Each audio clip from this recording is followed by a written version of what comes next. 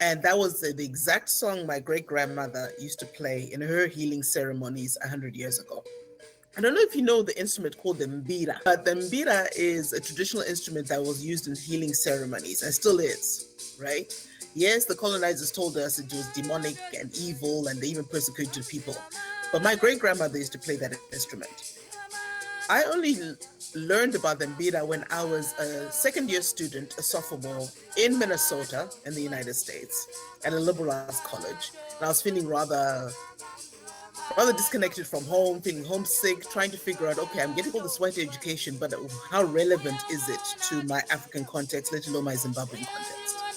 And so I found a Jewish American woman in Berkeley, California, who was teaching people how to play the mbira. She'd been playing it since she was a teenager. She even went to Zimbabwe in the 1970s to learn. I ended up in California in the summer of 1999, and I spent 2 weeks with her. And she actually taught me at least 12 songs to play and sing in 2 weeks. And even she said that nobody ever does that, because usually it takes people months just to learn how to play one song. So then I went back home to Zimbabwe. As soon as I arrived, I was greeted by my mother and my grandmother. And so I spent an evening with them. First, I hadn't seen them in 2 years. And so I whipped out my mbira. I said, Mbuya! Mbuya is grandmother in my language. Mbuya, see, look at what I can do.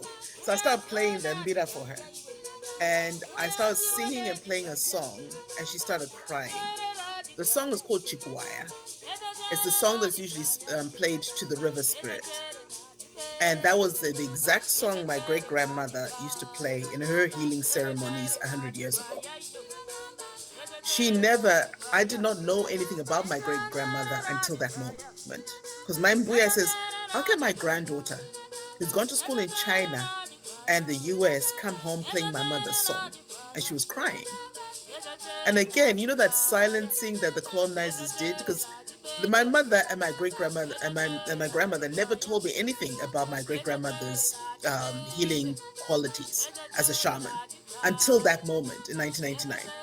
And so they were confused, like, oh, hold on, aren't you supposed to come back more Americanized and more Britishized? Why are you more African than us? That was the question.